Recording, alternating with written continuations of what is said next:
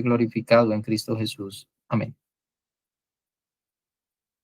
Bueno, mis amados, hoy vamos a iniciar nuestra clase. Vamos a hablar de la primera regla específica para la mortificación del pecado.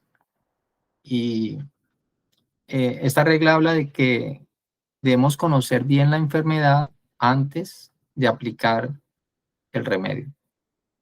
Entonces, hermanos, recordemos lo que vimos en las clases anteriores, donde aprendimos dos reglas generales, o en la clase pasada. Una hablaba sobre la mortificación del pecado, y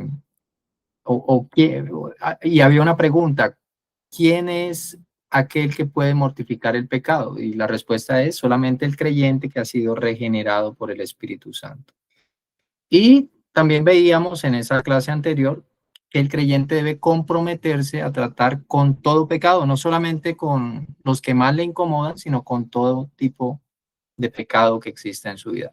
Hoy vamos a avanzar hacia la primera regla práctica de este deber, que es la mortificación del pecado.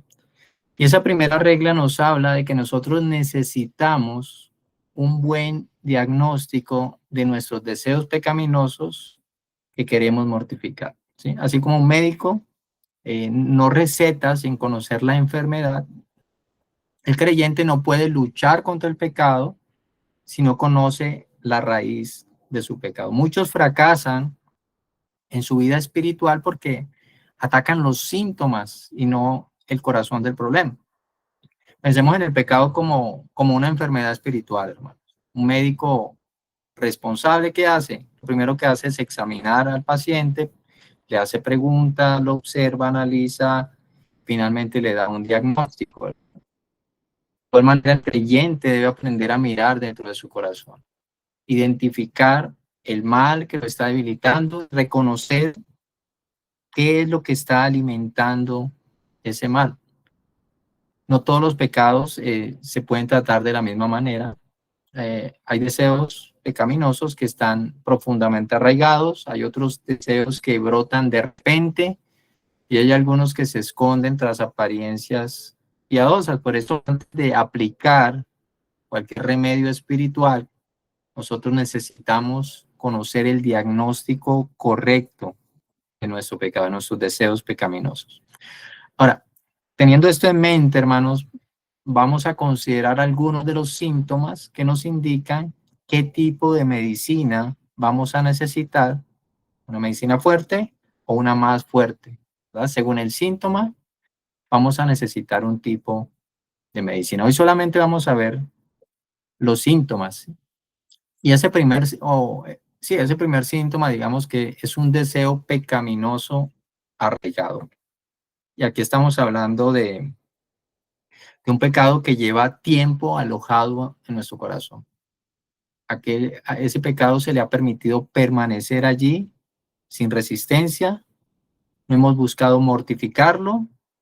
Y el problema, hermanos, es que un deseo pecaminoso que está arraigado nos puede conducir a una condición tan lamentable como la que describe el Salmo 38, un salmo que fue escrito por el rey David.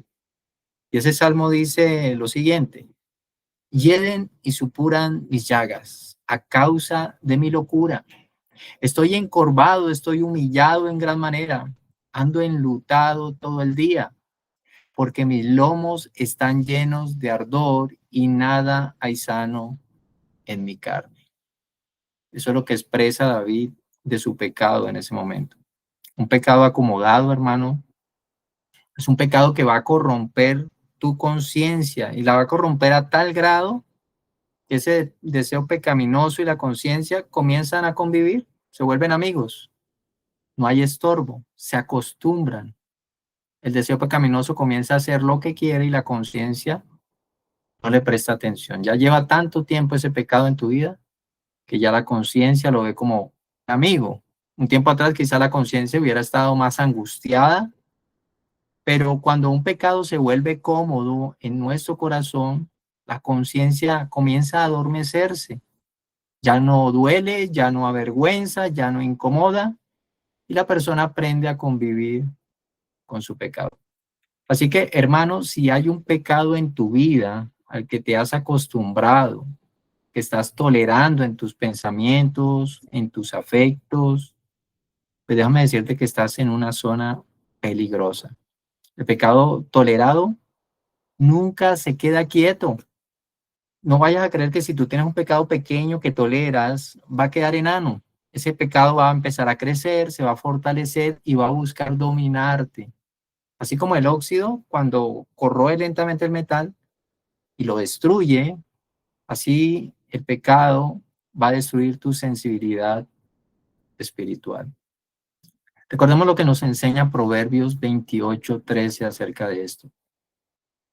Dice en Proverbios, el que encubre sus pecados no prosperará, mas el que los confiesa y se aparta alcanzará misericordia.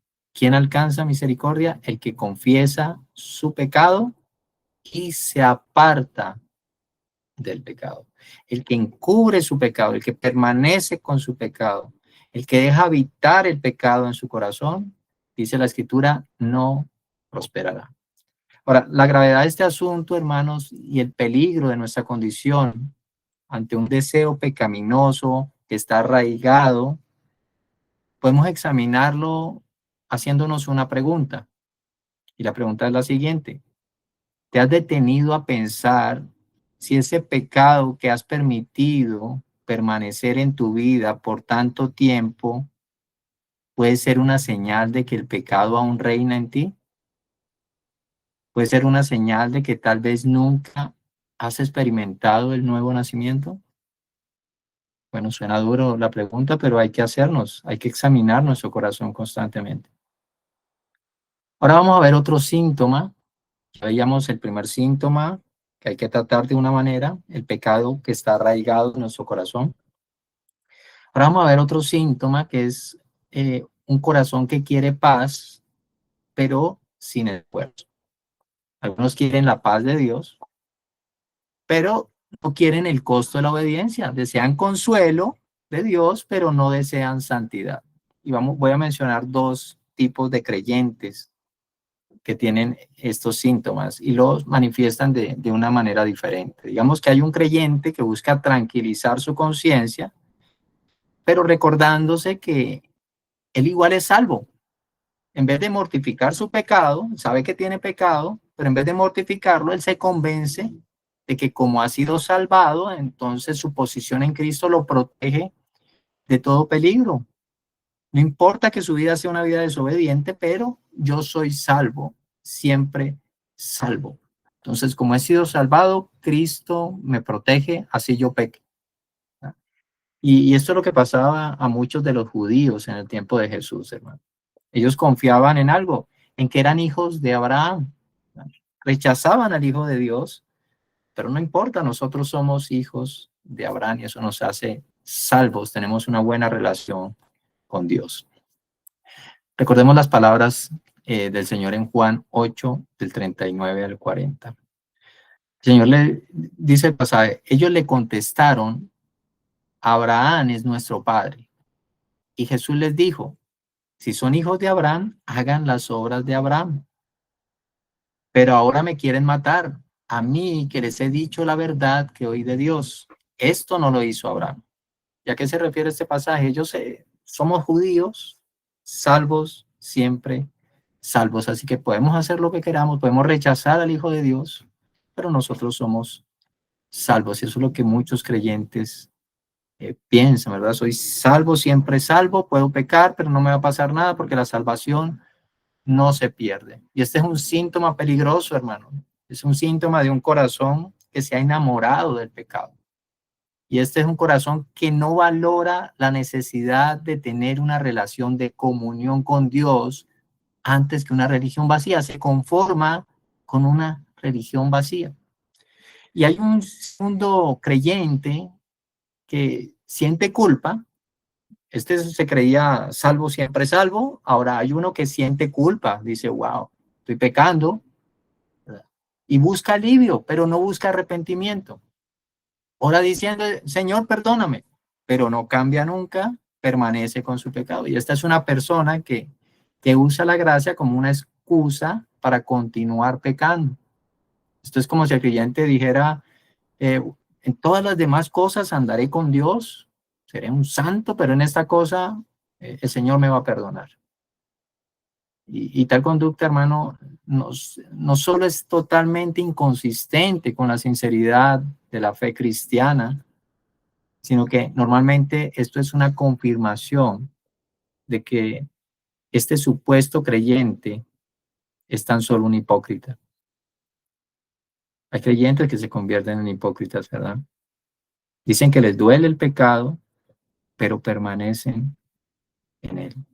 Y dicen, quiero abandonar el pecado, pero no hacen nada por abandonarlo, no lo mortifican. No puedes pedirle a Dios paz mientras abrazas el pecado que entristece el Espíritu de Dios. Esto es como pedirle a un médico que te ayude a sanar una herida mientras no sueltas el cuchillo que te está causando la herida. La gracia de Dios no es un permiso para seguir igual, hermanos. La gracia de Dios es el poder para cambiar.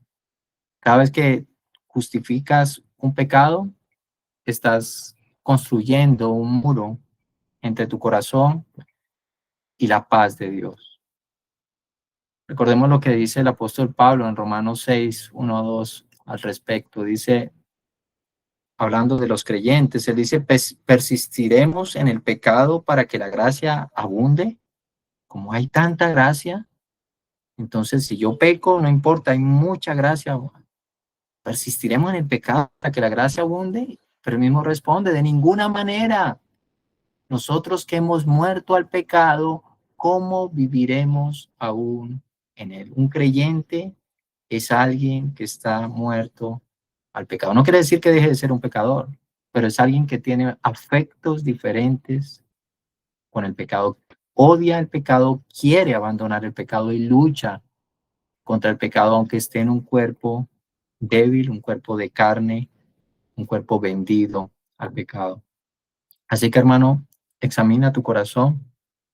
¿Estás pidiendo consuelo, pero sin genuino arrepentimiento? ¿Buscas la paz de Dios, pero sin rendirte al Dios de la paz?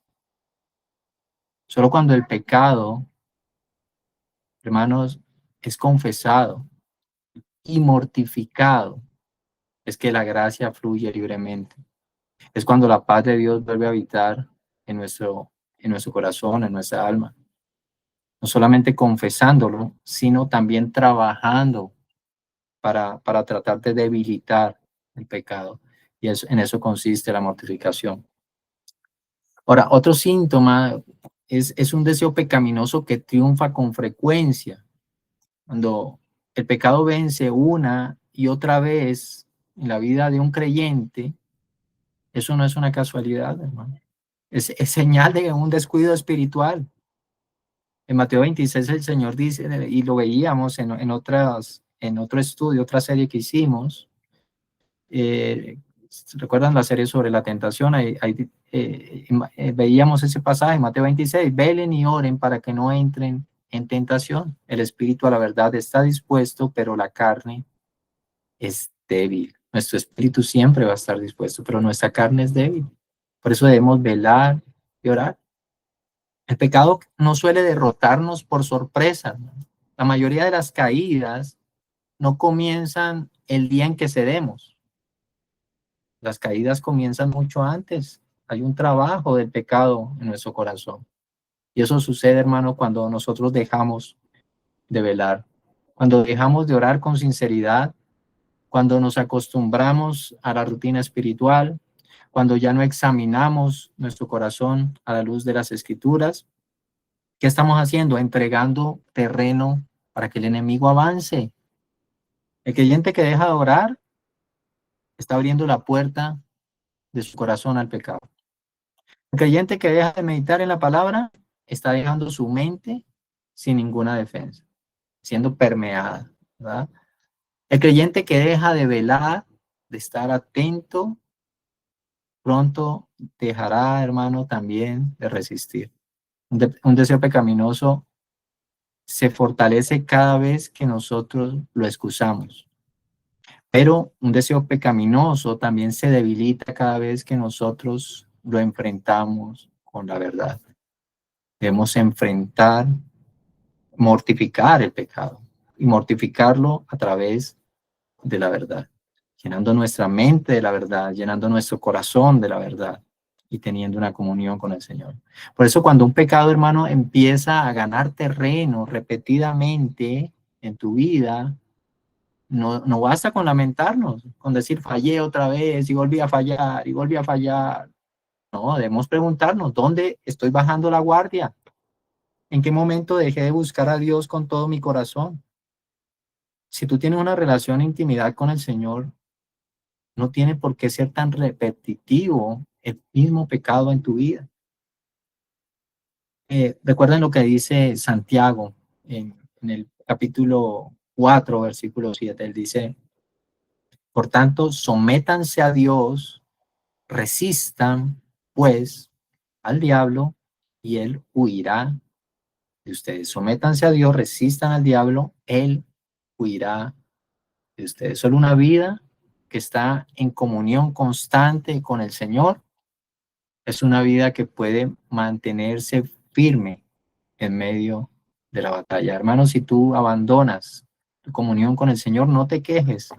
No te quejes de que el pecado te golpea cada rato. No digas fue una caída repentina, cuando en realidad llevabas días, de pronto semanas, sin buscar al Señor. Hermano, las caídas aparentemente sorpresivas son casi siempre el resultado de un corazón que se vino enfriando poco a poco. El corazón descuidado siempre, hermano, va a ser una presa fácil del pecado. Ahora, ¿cuál es mi consejo para ti? Retoma tu tiempo de oración. A veces nuestro tiempo devocional lo volvemos, como he dicho muchas veces, como un checklist, algo que hay que hacer. Entonces leo una página en la Biblia, gracias Señor, y ya esa fue mi oración, esa fue la lectura de la... No, hermano, retoma tiempo de oración, oración en agonía, oración íntima con el Señor, donde derrames tu corazón delante de Él. Y no conviertas esto en una rutina, sino que entiendas que es como una guardia permanente contra el enemigo. Cada día que tú cedes en la comunión con el Señor, es un día de ventaja que tú le das al pecado. Después no te quejes, amado hermano. 1 Corintios dice lo siguiente en el capítulo 16, manténganse alerta, permanezcan firmes en la fe, pórtense varonilmente y sean fuertes. Manténganse alerta, el énfasis que quiero hacer aquí. Debemos mantenernos siempre alertas. No hay victoria contra el pecado, no vigilas. Si tú no oras y vigilas, porque ese es el mandato del Señor, la vida cristiana no se vive dormido. La vida cristiana es una constante vigilancia y constante oración. Y de esa manera es que, hermano, el creyente puede vencer el pecado. Hay otros síntomas y son los motivos equivocados para pelear contra el pecado. Hay quienes luchan contra el pecado con una motivación equivocada. Lo hacen por miedo a las consecuencias y no por amor a Dios. Pero el motivo correcto, hermanos, para luchar contra el pecado siempre va a ser para buscar la gloria de Dios, para que el nombre del Señor sea glorificado, porque Dios es un Dios santo que aborrece el pecado y te creó y te salvó para Él. Recordemos cómo razonó José. ¿Se acuerdan? José, el hombre que fue vendido por sus hermanos. Él dijo lo siguiente en Génesis 39. ¿Cómo pues haría yo este grande mal y pecaría contra Dios? Cuando lo tentó la mujer de Potifar y él no pecó, ¿qué se le vino a la mente? ¿Cómo haría este gran mal y pecaría yo contra Dios? ¿Qué fue lo que hizo que José no pecara? El amor que él tenía hacia Dios. Él sabía que Dios es un Dios bondadoso, un Dios lleno de gracia, un Dios que estaba con él. ¿Cómo lo iba a defraudar? Y ahora, ¿cómo razonaba el apóstol Pablo? Él decía, el amor de Cristo nos constriñe. El amor de Cristo nos obliga. Él hacía lo que hacía. Él llevaba su ministerio. Él mortificaba el pecado. ¿Por qué? Porque el amor de Cristo lo constreñía, lo obligaba. Esa palabra es lo que quiere decir.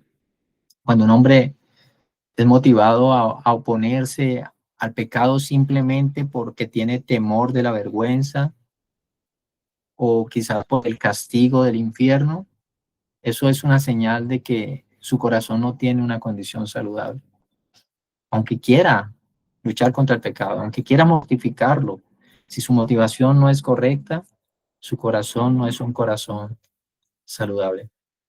El temor, hermanos, puede refrenar el pecado por un tiempo, pero solo el amor hacia Dios es lo que nos motiva a mortificar el pecado para tratar de eliminarlo.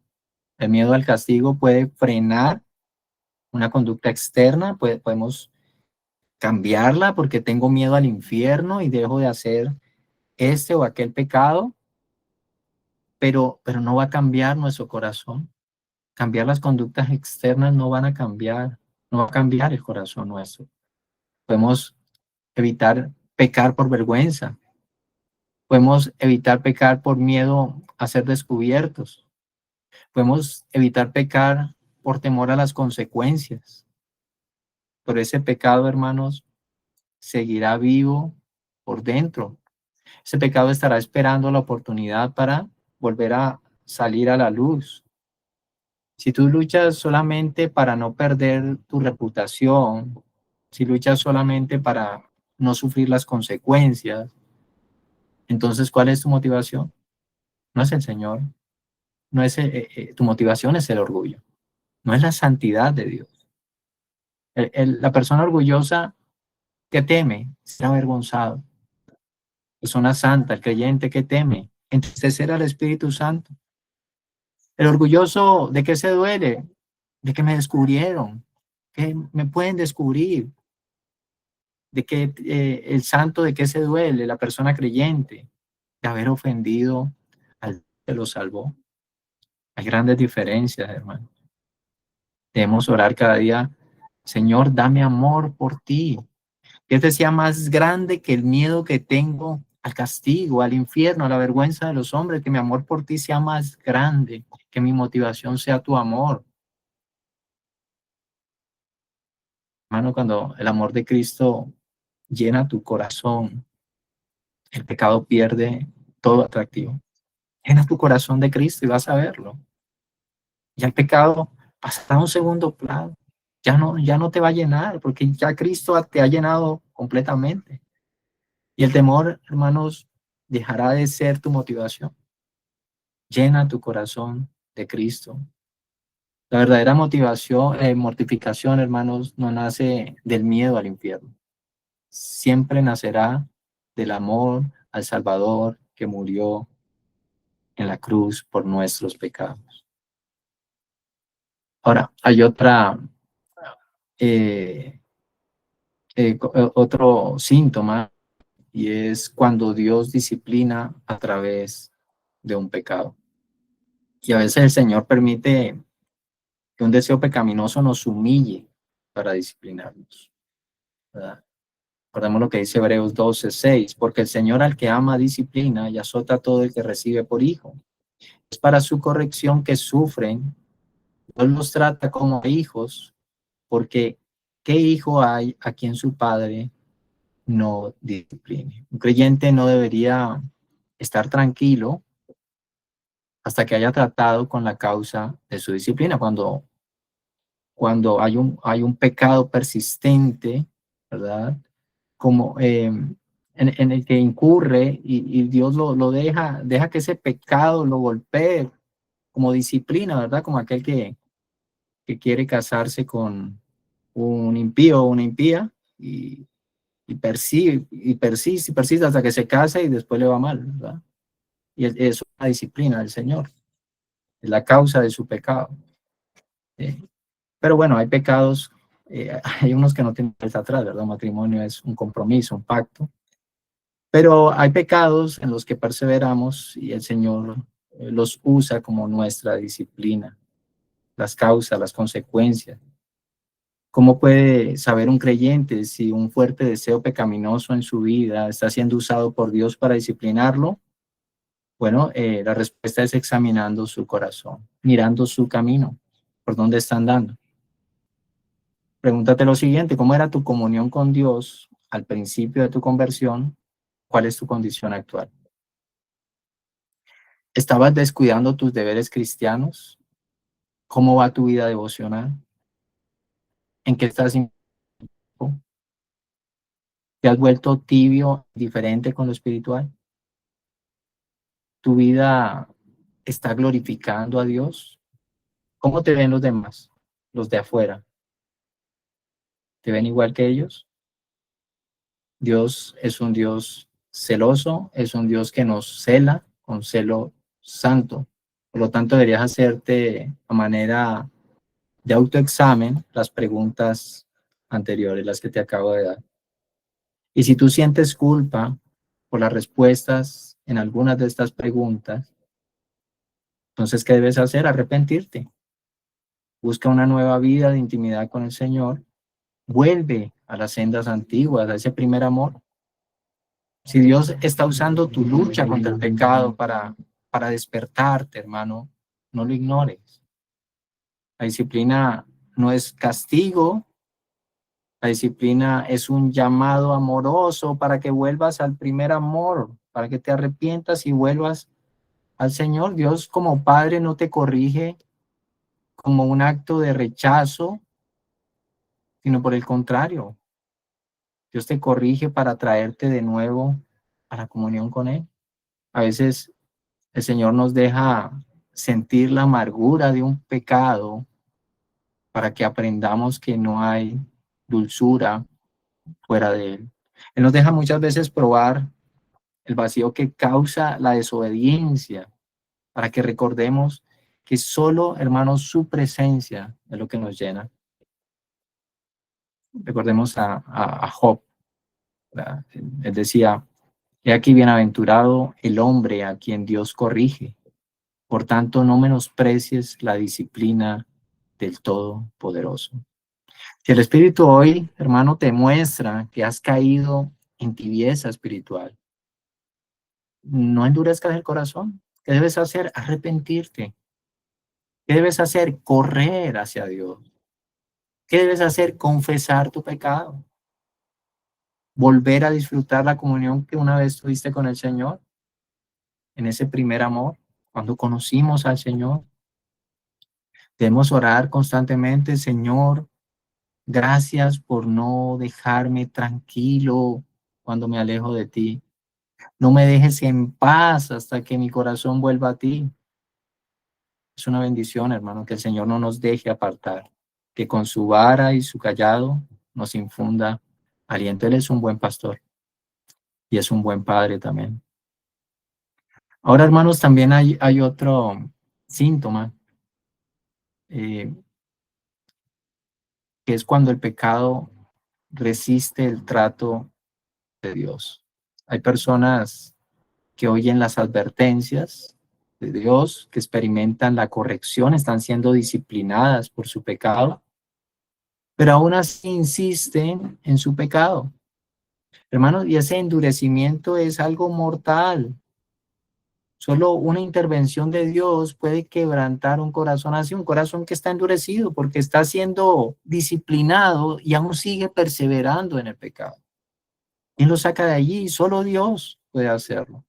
Y quiero leer un pasaje que es Isaías 57, versículos 17 y 18, que habla del que persevera en el pecado y al mismo tiempo la misericordia de Dios, que solo Dios puede sacarlo de allí. Y este pasaje describe del pueblo rebelde, que a pesar del trato de Dios, siguió por su camino. El Señor en Isaías 57, 17 dice: a causa de la iniquidad de su codicia, me enojé y lo herí. Escondí mi rostro y me indigné. Y él siguió desviándose por el camino de su corazón. A pesar del trato, siguió desviándose por el camino de su corazón. Y esta es una condición grave, hermano. Ya la gracia y la misericordia de Dios puede sacarte de ese estado, porque es un estado de un corazón endurecido. Solo Dios puede volver a ablandar ese corazón. Y es lo que vemos en el versículo 18, dice, he visto sus caminos, pero los sanaré, los guiaré y le daré consuelo a él y a los que con él lloran. Mire cuánta misericordia de ese Padre.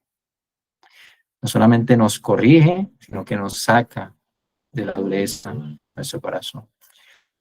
Y estos síntomas, hermanos, son la evidencia de una enfermedad mortal que debe ser tratada cuanto antes.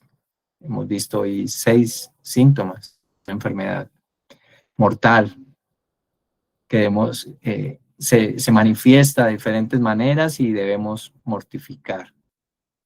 Si Dios te ha hablado muchas veces acerca del mismo pecado y resistiéndote, hermano, pídele que no te deje endurecer.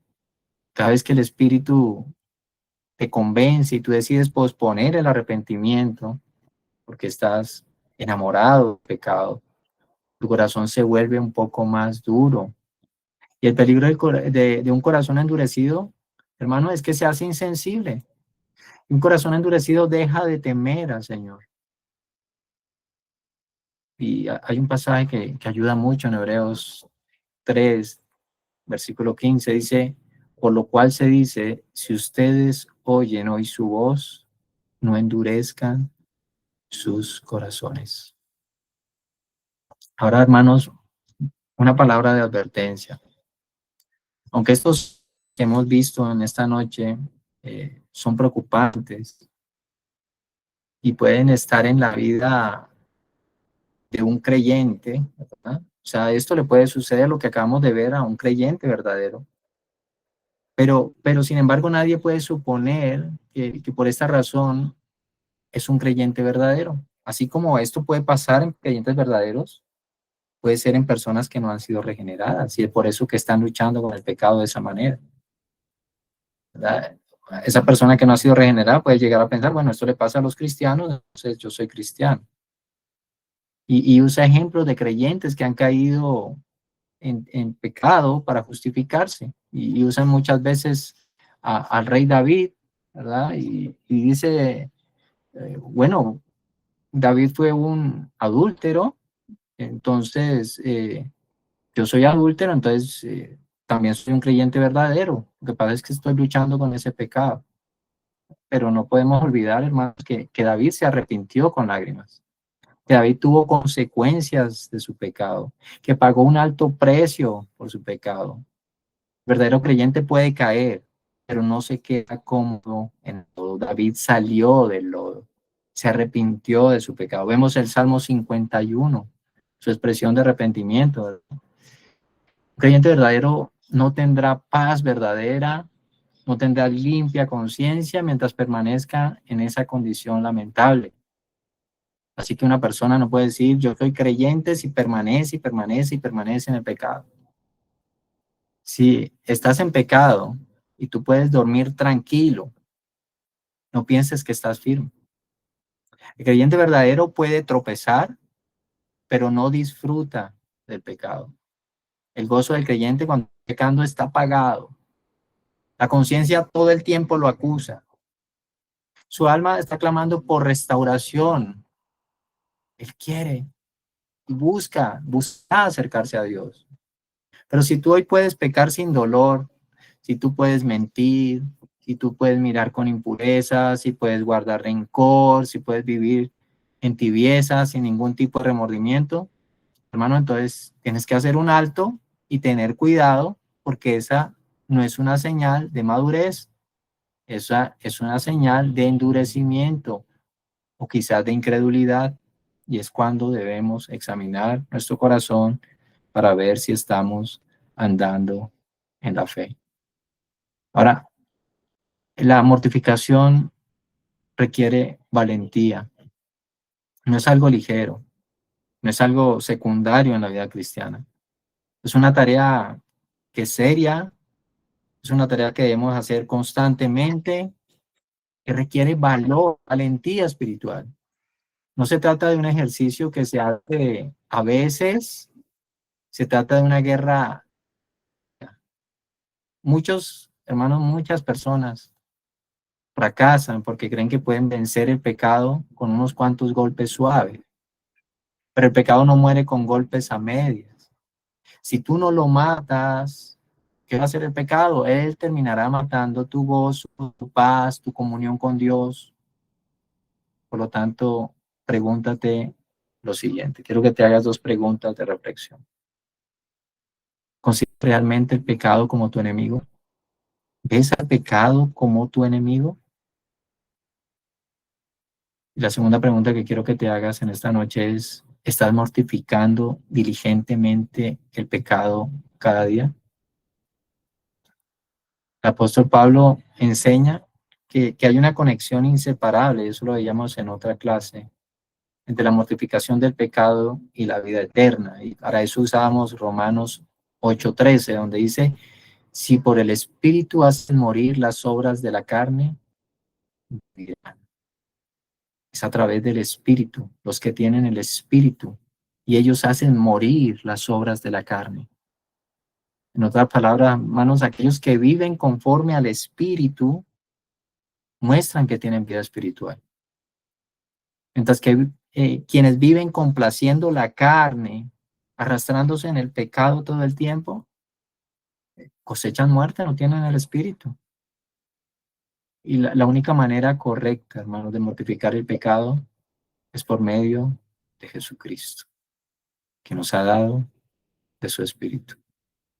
No, no se logra con reglas, no se logra con legalismo, no es porque tú ejerzas fuerza de voluntad, esta vez no lo voy a hacer, esta vez no lo voy a hacer. Hermano, cuando tratamos de vencer el pecado con nuestras propias fuerzas, ¿me escuchan ahí, hermanos? Se me fue la señal un poco. Sí, señor, pastor. Okay. Entonces decía que no se logra con nuestra propia fuerza vencer el pecado. Cuando tratamos de vencerlo a nuestras fuerzas, nosotros ¿qué pasa? Terminamos cayendo en orgullo de justicia propia, ¿verdad? Pensando que podemos agradar a Dios sin depender de la gracia, sin tener comunión con Él, solo evitando, teniendo fuerza de voluntad, como dicen algunos. Y eso es un engaño peligroso. Aunque, y otra cosa que debemos tener presente, hermanos, es que aunque la obra pertenece al Espíritu Santo, ¿verdad? El diario de todo creyente es cooperar con Él. Que no podemos cooperar en la salvación, en la justificación, eso solamente lo hace Dios, pero en nuestra santificación debemos cooperar. Nos ha dado una voluntad, ¿verdad? Ha cambiado y regenerado nuestro corazón, nos ha mostrado qué es lo malo y qué es lo bueno, nos ha dado medios de gracia. Dios no hará la obra sin nosotros. Tú tienes que leer la Biblia, Él te iluminará, pero tú tienes que leer la Biblia, tú tienes que meditar en ella. Él te iluminará, pero tienes que meditar en ella. Dios contestará tu oración, pero tú tienes que orar. Hay una responsabilidad por parte nuestra. Él nos llama a usar los medios de gracia, la oración, la palabra, la comunión. Es la única manera, hermanos, de poder esta batalla cada día. Todavía hay en nosotros un remanente de pecado, y si ese remanente no se trata con seriedad, ¿qué va a pasar? Nos va a apartar del Padre, nos va a robar la paz, nos va a endurecer nuestro corazón. Acuérdate que hay pecado que mora en ti, hermano, el remanente de pecado. Por eso el propósito de la mortificación es mantenernos firmes en el camino de la santificación, sensibles al pecado, dependientes del Espíritu. No caigas, hermano, en la trampa de pensar que puedes vivir una vida cristiana tranquila mientras estés tolerando el pecado. La tibieza espiritual es el terreno donde el pecado florece. Vivir mortificando el pecado, hermano, no te robará la paz, te la devolverá, porque te mantendrá cerca del Padre Celestial. Y ya para concluir, hermanos, La mortificación del pecado no es una opción para los creyentes. Es un deber espiritual. Es parte de nuestros deberes espirituales. Cuando tú mortificas el pecado, estás mostrando que sí, señalando una evidencia de que hay vida nueva en ti, de que el Espíritu Santo está en ti. Dios no nos llama a que convivamos con el pecado. Dios nos llama a que lo matemos con las armas espirituales que Él mismo nos ha dado. Por lo tanto, hermano, examina tu corazón. Así como un médico examina a su paciente, tú examina tu corazón como tu paciente. No te contentes con aliviar el dolor, debes buscar la raíz del dolor. Arranca lo que está causando el dolor y entrégaselo a Cristo. Cada día revisa tu vida a la luz de las Escrituras. ¿Estás andando en la fe? Y si tú hayas síntomas de pecado, ¿qué debes hacer? ¿Hay esperanza? Corre a la cruz. Allí está el remedio eficaz. Si por el Espíritu hacen morir las obras de la carne, vivirán. El que tiene el Espíritu. ¿Tienes el Espíritu? ¿Hay pecado? Corre a la cruz, hermano. Hay esperanza. El pecado no muere con excusas. El pecado muere solo bajo la cruz. Así que, hermano, examina tu corazón cada día, porque donde Cristo reina, el pecado no puede vivir. Amén. Bueno, hermanos.